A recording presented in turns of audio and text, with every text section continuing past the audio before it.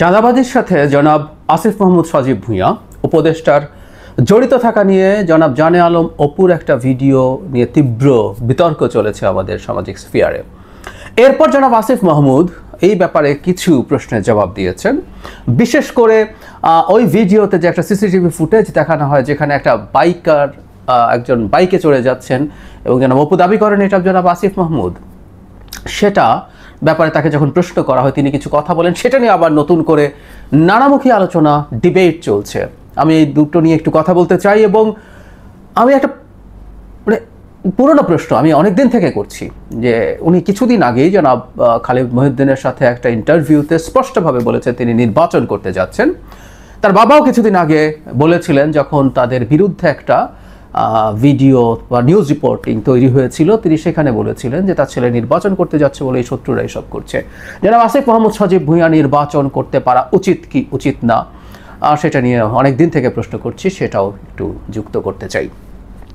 যে জনাব আসিফ মাহমুদ যে জবাব দিয়েছেন সেটা নিয়ে প্রচুর কথাবার্তা, সেটা হচ্ছে তিনি ওয়েস্টিনের সামনে তাকে দেখা যাওয়ার সম্ভাবনা আছে প্রচুর, এটা সম্ভবত উনি জানেন, সে কারণে তিনি এটা লুকাননি। তিনি বলেছেন অনেক সময় কাজ করতে করতে ভোর হয়ে যায় এবং ভোর হয়ে গিয়ে বাসায় খাবার দেবার মতো কেউ থাকে না, মানে যিনি ভোর পর্যন্ত বাইরে থাকতে হয় তিনি মন্ত্রীর বাসায় থাকেন, তার বাসায় খাবার দেবার মতো কেউ থাকে না। এই প্রশ্ন আমরা অনেকে করছি, এটা কি যৌক্তিক? খুবই ভ্যালিড প্রশ্ন। যাই হোক, তিনি তরুণ, তিনি বাসায় খাবার থাকলেও বাইরে খেতে যেতে পারেন। তিনি নীলা হোটেল বা এরকম কিছু একটা জায়গার নাম বলেছেন, সেখানে গিয়ে হাঁসের মাংস খেতে যান, ওখানে হাঁসের মাংস ভালো হয়। কখনো কখনো বেশি ভোর হয়ে গেলে ওখানে খাবার পাওয়া না গেলে তিনি ওয়েস্টিনে খেতে যান। এই যে ওয়েস্টিনে খেতে যান এটাকে নিয়েও নানামুখী বিতর্ক চলেছে। একজন উপদেষ্টার বেতন ওয়েস্টিনে খাওয়া এফোর্ড করার মতো কি না, আবার কেউ প্রশ্ন করছেন 2-4 বেলা কি খাওয়া যেতে পারে না, আবার প্রশ্ন হচ্ছে 2-4 বেলা খাওয়া গেলেও আসিফ মাহমুদরাদের কি ওয়েস্টিনে খেতে যাওয়া উচিত। ইন্টারেস্টিং ডিবেটস এবং খুব ভুল পয়েন্ট তা না। যে তরুণরা জুলাইয়ে আন্দোলনে নেমেছেন, স্বৈরাচার পতনের সামনের সারিতে ছিলেন, সাহসিকতা নিয়ে লড়াই করেছেন এবং তারা রাজনীতি করতে চান, তিনি তো নির্বাচন করবেন বলেই দিচ্ছেন, তার ইমেজের জন্য এটা খুব ভালো কিছু বলে আমার মনে হয় না। কিন্তু ওই যে যেটা বললাম ওখানে সম্ভবত তার অনেক ভিডিও আছে, সিসিটিভি ফুটেজ আছে, শুধু সেটা না যে বাইকের সিসিটিভি ফুটেজ দেখানো হয়েছিল সেটা খুব স্পষ্ট ছিল না, কিন্তু আমি ধারণা করি খুবই স্পষ্ট কোনো সিসিটিভি ফুটেজ থাকতেও পারে। আমি আমার আগের ভিডিওটাতে বলেছিলাম সরকারের উচিত ছিল তদন্ত করা এবং ওই দিন ওখানে ওই ট্র্যাকে কারা কারা গেছেন, আরও কোন কোন অ্যাঙ্গেল থেকে সিসিটিভি ফুটেজ পাওয়া যায় সব কিছু চেক করে দেখা। এগুলো জনাব জানে আলম অপু যেগুলো দাবি করছেন এগুলো সঠিক কিনা। কিন্তু বরাবরের মতোই কোনো ব্যবস্থা নেওয়া দূরেই থাকুক, সরকার কোনো স্টেটমেন্টও দেয়নি। আমি আবারও এই প্রশ্নটা জারি রাখতে চাই, ডক্টর ইউনূস কীভাবে বা কেন এই লায়াবিলিটিটা নিচ্ছেন? তার সরকারের ভীষণ বদনাম হচ্ছে, কিন্তু তিনি নিচ্ছেন, তিনি তাদেরকে মনে হয় কোনোভাবেই যেতে দেবেন না। তাদের এমনি যাওয়ার সময় হয়ে এসছে, এই জিনিসগুলো যদি এ ধরনের এক্সাম্পলারি হিসাবে নিত ভালো হতো। What ever it is, perception কিন্তু যেটা তৈরি হয়েছে সেটা পজিটিভ কিছু হয় নাই। আমরা জনাব জানে আলমের ভিডিও সম্পর্কে আমি বলেছি যে এটা খুবই ডিসাইসিভ কিছু আমি বলি না, এটা নিয়ে নানান সমালোচনা থাকতে পারে, সেই প্রশ্নগুলো আমি আমার ফার্স্ট ভিডিওতে তুলেছি, এগুলো ভ্যালিড প্রশ্ন।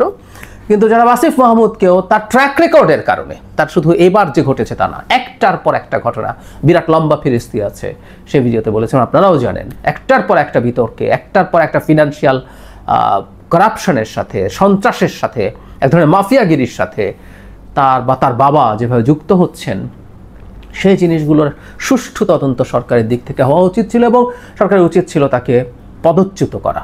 পদচ্যুত না করে তাকে পদত্যাগ করতে বললেই হতো। তিনি যেহেতু নির্বাচন সামনে আসছে তার জন্য তার যদি সম্মান রক্ষা করতে হয় সেটা হতো, কিন্তু যিনি ক্রিমিনাল অফেন্সের সাথে জড়িত যদি হয়ে থাকেন, তার এপিএসের সময় আমরা এই কথা বলেছি, তার এপিএস যেভাবে দুর্নীতির দায়ে অভিযুক্ত হয়েছেন, তার দুর্নীতির সেই দায়, এপিএসের হ্যাডাম তো মন্ত্রী বা উপদেষ্টা, সুতরাং তারও তদন্ত হওয়া দরকার ফৌজদারি অপরাধের জন্য। যাই হোক, এগুলো কিছুই হয়নি। এখন তিনি অবশ্য এমপি হওয়ার খায়েশ আছে তার, তিনি ঘোষণা দিয়েছেন। আমি কিছুদিন আগেই একটা ভিডিও করেছিলাম, এটা শুধু জনাব আসিফ না, জনাব নাহিদ ইসলাম, জনাব মাহফুজ আলম, কেউই নির্বাচন করা নৈতিক নয়, বেআইনি বলা যাবে না, নৈতিক নয়। কারণটা আমার ওই ভিডিওতেই আছে, একটু পরে যোগ করবে। কিন্তু একটা কথা মনে রাখতে হবে, তারা মন্ত্রী হবেন মানে ও নির্বাচন করবেন না, এই ধরনের কথা স্বীকার করে একটা অধ্যাদেশ মন্ত্রিসভায় পাশ করেছিলেন। তার মানে তারা নীতিগতভাবে একমত হয়েছিলেন এবং এটা হওয়া উচিত। আসলে এতদিন ধরে মন্ত্রীগিরি করে যাবতীয় সরকারি সুবিধা ব্যবহার করে নানা রকম প্রকল্প নিয়ে, বিশেষ করে জনাব আসিফ তো এলজিআরডি মন্ত্রী, তিনি তার এলাকায় এবং বিভিন্ন জায়গায় যা যা করেছেন, তারপরে সে নির্বাচন করবেন, এনসিপিতে যোগ দিবেন, না দিয়ে স্বতন্ত্র করবেন, কোনো কিছুই হতে পারে না। এটা অত্যন্ত গর্হিত অন্যায়, গর্হিত অন্যায়। জনাব নাহিদ পারেন না, জনাব আসিফ পারেন না, জনাব মাহফুজ পারেন না, এই কাজগুলো তাদের করা উচিত না। ইল্লিগাল বলা কঠিন হবে, কারণ যেহেতু কোনো অধ্যাদেশ জারি হয়ে যায় নাই, শেষ পর্যন্ত এটা রাষ্ট্রপতিকে দিয়ে সিগনেচার করানো হয় নাই, কিন্তু তারা এই কমিটমেন্ট জাতির কাছে করেছিলেন। জাতির উঠতি যে সন্তানরা আছেন তাদের এটা মনে রাখা দরকার। এবং এটা একটা নিরপেক্ষ সরকার। আমাদের আগে যখন তত্ত্বাবধায়ক সরকারগুলো ছিল নিরপেক্ষ, সেখানে এই শর্ত ছিল যারা উপদেষ্টা হবেন তারা নির্বাচন করতে পারবেন না। যাই হোক, আমার পুরোনো ভিডিওটা জুড়ে দিচ্ছি, ওখানে বিস্তারিত দেখিয়েছি কেন এটা তাদের দিক থেকে অনৈতিক এবং অন্যায়।